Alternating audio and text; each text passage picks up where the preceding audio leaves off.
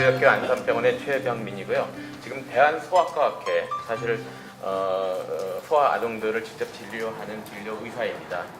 제 전공은 신생아입니다. 신생아 의사는 미숙아, 선천성 기형, 결국은 이제 어느 정도 장애가 남을 아이들을 주로 돌보고 있고요. 지금 현재 사실 제가 제일 많이 질문을 받고 엄마 아빠한테 이야기를 듣는 것이 미숙아로 아니면 장애아로 선천성 기형으로 태어나서 엊그저께도 보호자분이 저한테 할머니랑 와서 그렇게 말씀하시더라고요. 저 애기 포기할래요. 지금 현재로서는요, 신생아 중환자실에 입원한 경우 보호자 입원비 부담은 제로입니다. 특진비가 있지만, 그리고 현재 많이 비급여로 되어 있었던 초음파라든지 이런 것들은 거의 급여로 다 전환이 돼서 신생아 중환자실에서 입원하고 있는 아기들은 지금 보건복지부 정청래 관장님께서 굉장히 많이 도움을 주셔서 거의 지금 제로입니다. 비급여 분이 조금 남아 있습니다. 비급여는 굉장히 많이 지금 개선이 되어 있고요. 근데 하지만 제가 어머님한테 그런 말씀을 드리죠. 그런 말씀 드립니다. 돈 걱정 이제는 좀 안 하셔도 됩니다. 하지만 신생아기를 지나서 신생아 중환자실 퇴원하고 나서부터가 시작입니다. 외래 진찰 받아야 되고요. 또 중간에 이런 아기들은, 장애 있는 아기들은 또 커가면서 여러 번 입원을 하게 될 텐데, 그런 입원할 때는 제로가 아니거든요. 그래서 사실은 이제 저희 신생아부터 시작을 했기 때문에 향후 이 아동으로 또 청소년까지 진행이 돼야 될 것 같습니다. 근데 그렇게 엄마한테 말씀드리면요, 어머니 말씀이 그거예요. 네, 좋아요. 그리고 저는 꼭 말씀드립니다. 아기가 기형하고 미숙하고 태어나는 건 절대로 엄마 아빠의 잘못이 아닙니다. 이거는 우리가 인간이기 때문에 태어나면서 어느 정도 퍼센트에서는 그런 아기들이 나타날 수가 있거든요. 이건 분명히 사회가 보장을 해야 됩니다. 하지만 제가 말씀은 그렇게 드리지만 정말 사회가 정말 우리가 그 아기를 돌보고 있는지 그거에 대해서 굉장히 가슴 아파 얘기합니다. 엄마가 얘기하는 가장 큰 말 중에서 가슴 찌는 게 뭔지 아십니까? 엄마가 내가 살아있는 동안은 그 아기를 내가 도둑질해서라도 내가 키우겠는데 나 죽은 다음에는 누가 돌볼 거냐. 우리 사회가, 우리 국민들이 해야 될 몫이라고 생각을 합니다. 자, 오늘 제가 조금 좀 어려운 얘기부터 시작을 했는데, 한 가지, 저희는 정말 의료를 공급하는 공급자로서 저희가 의료비를 전에, 여기 써 있는 대로 전에 국가 보장을 한다고 이런 제안이 지금 들어와 있기 때문에 이거에 대해 말씀을 드리는데, 한 가지, 저희가 10년 전에 입원비 전액 국가가 부담하는 것을 했었습니다. 2년 동안요. 하지만 그게 결국은 실패했습니다. 그 사례를 들면서 우리가 이제 곧 아까 국회의원님들께서 말씀을 하셨지만 향후 이렇게 돼야 되고 될 겁니다. 그러나 하지만 우리가 좀 더 준비하고 다시 실패하지 않는 그런 경험을 좀 살려서 정말 실패하지 않도록 해야 될 것 같습니다. 사실은 말씀하시기를 어린이라고 그랬거든요. 어린이는 6세부터 보통 13세까지 얘기를 합니다.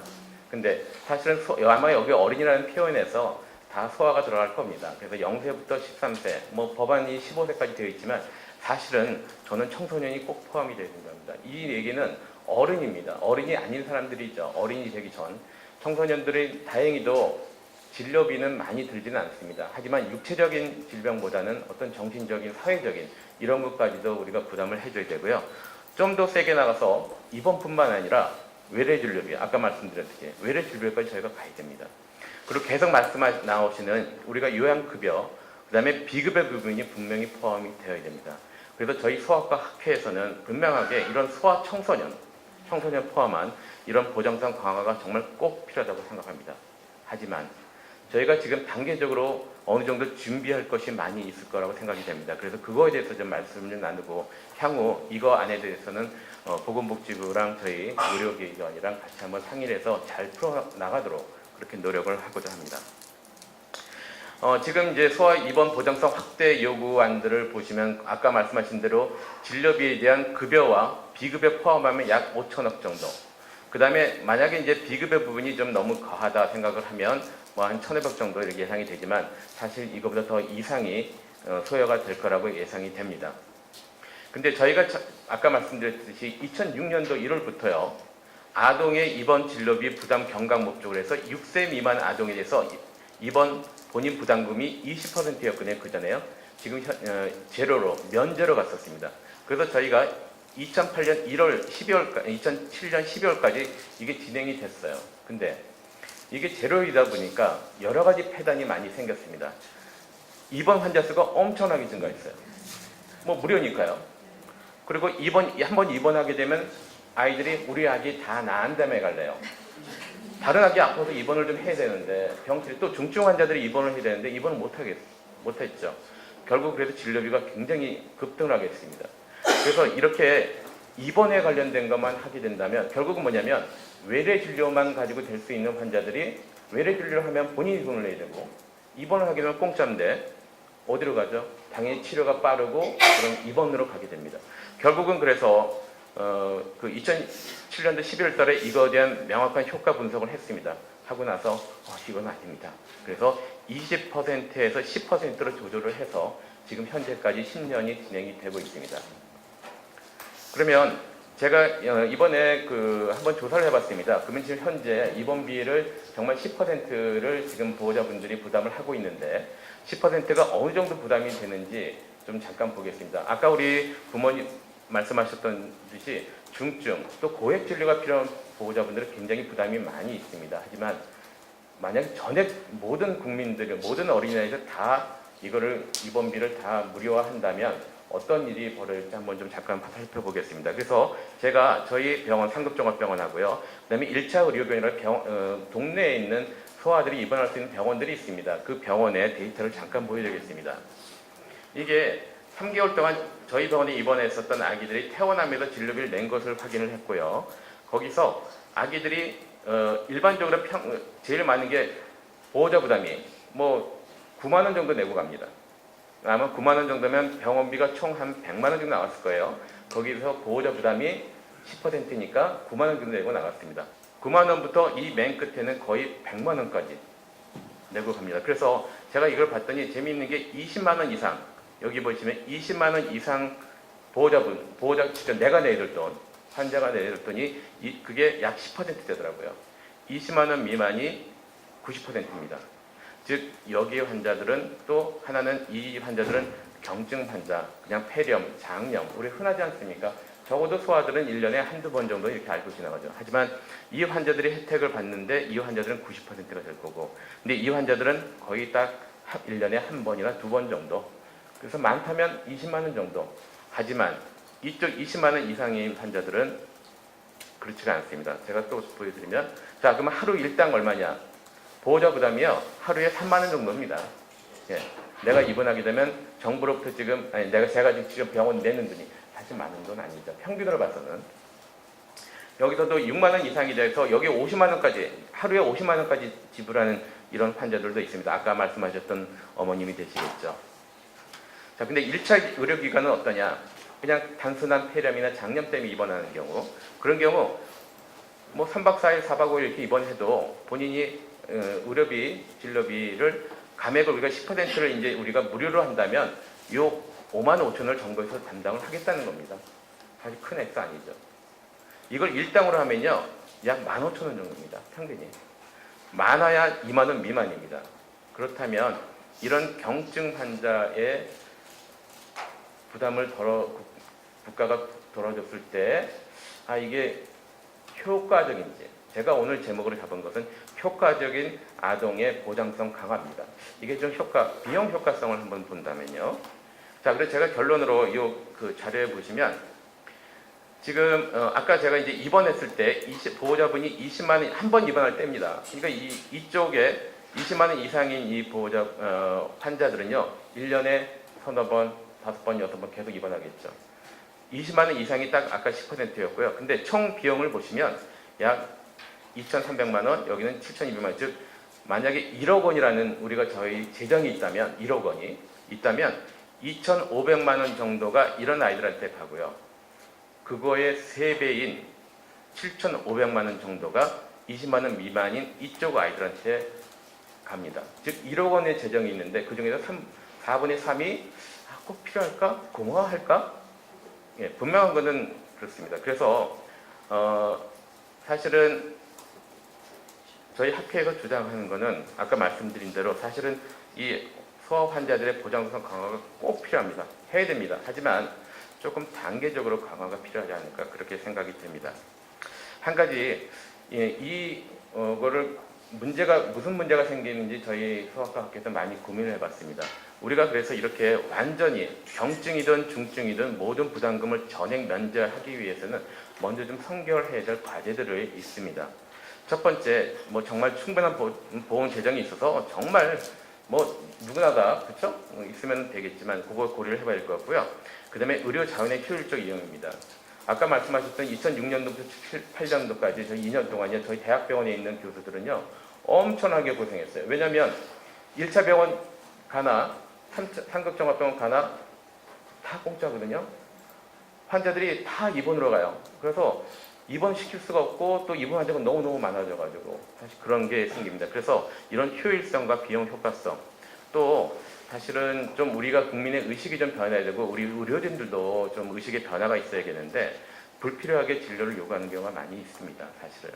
그리고 또 반대로 또 과잉 진료가 또 그냥 같이 이렇게 진행하게 되고요. 그래서 이런 인식 변화가 필요하고 특히 이게 제일 문제가 진료 요구에서 우리나라 사람들은 약이 꼭 필요 없는데도 꼭 약을 달라고 그러고 약을 가져가시려고 그러죠. 뭐 정말 공짜면 뭐도 마신다는 얘기도 있지 않습니까? 예, 그래서 이거에 대한 거는 우리가 분명히 좀 방어를 좀 하고 넘어갈 것 같습니다. 또 하나 아까 말씀드렸듯이 의료 전달 체계 확립입니다. 상급자본에서 다 쏠릴 겁니다. 다 들으면요. 그래서 저희가 말씀드린 거는 좀 단계적으로 보장성 강화가 필요할 거고 그렇다면 그거에 대해 좀 더 구체적인 방안을 제가 잠깐 생각해보는 말씀드리겠습니다. 일단은 현재 가장 문제가 되는 건 아까 어머니처럼 고액 입원 진료비입니다. 사실 병원에 입원한 환자의 10% 아니면 뭐 20% 그분들이 문제겠죠. 그래서 이런 정말 고액 입원 진료비가 부담이 되는 이런 분들한테 먼저 보장성 확대를 우선적으로 빨리 좀 하고 이건 당장 시급하거든요.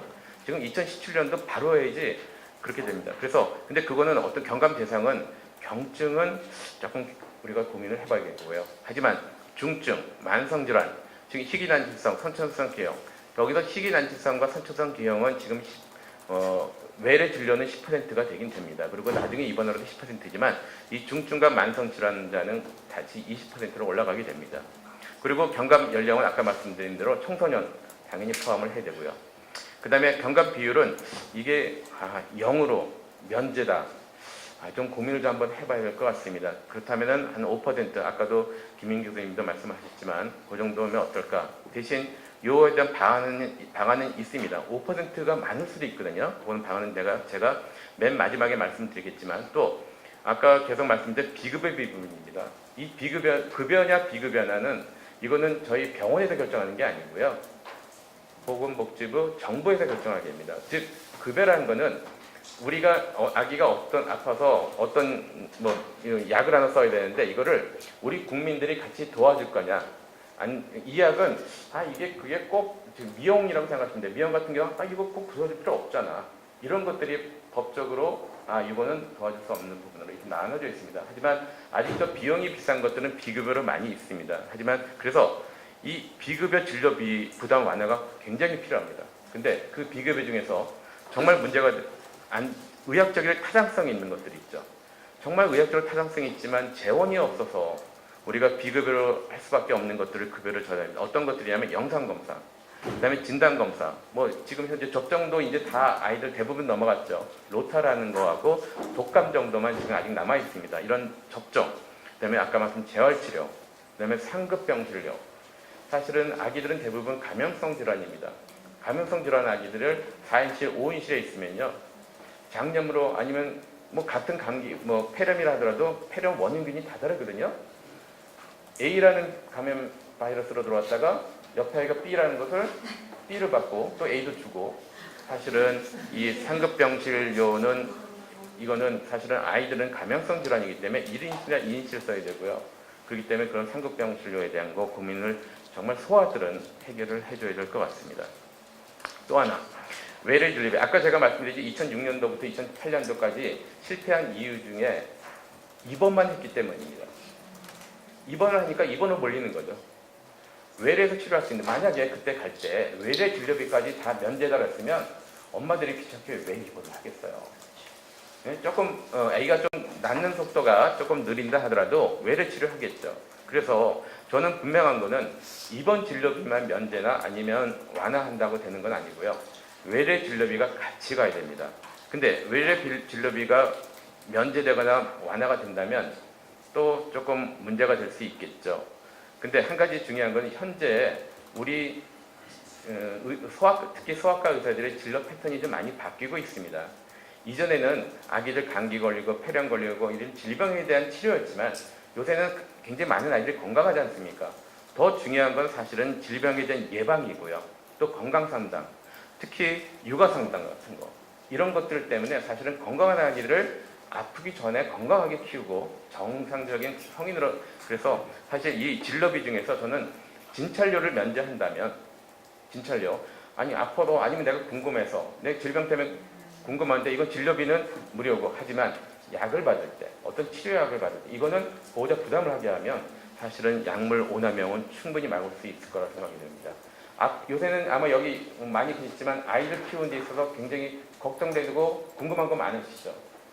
그거에 대해서 병원 진료비를 내고 물어보자니 안 아픈데 그쵸? 그러면 또 아니면 또 제가 뭐 개인 병원은 2,200원 냅니다. 저 대학병원 저 같은 경우는 2만 원 내야 되고요. 근데 2,200원 내고 가서 약 안 받고 나오면요 어떻습니까?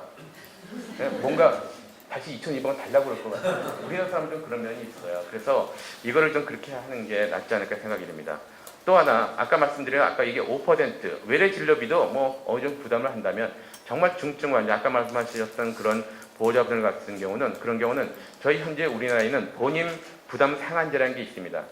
모든 가족의 총 의료비 지출이 자기 소득에 비해서 얼마 정도 되면 그 소득의 이상이 되는 병원 진료비는 다 환급을 받게 되어 있습니다. 근데 그거 자체를 소아청소년과 포션으로 좀 나눠서 생각했으면 좋겠습니다. 어르신 비용으로 사실 굉장히 많이 가게에서 많이 나가거든요. 그렇다면 지금 5% 이것이 너무 흔하게 장기 입원하시는 분들 이런 분들은 5%도 많으실 수 있거든요. 그래서 그럴 경우는 오히려 이 5% 있지만 그래도 총액으로 봤을 때 1년 동안 비용이 뭐 200만 원이건 300만 원이건 그 가게 소득에 따라서 이 상한제를 청소년을 위해서만 좀 하신다면 훨씬 더 이런 보장이 잘 될 거라 생각합니다. 제가 여기까지만 정리하고요. 나머지 좀 자료가 있지만 여기서 마치겠습니다.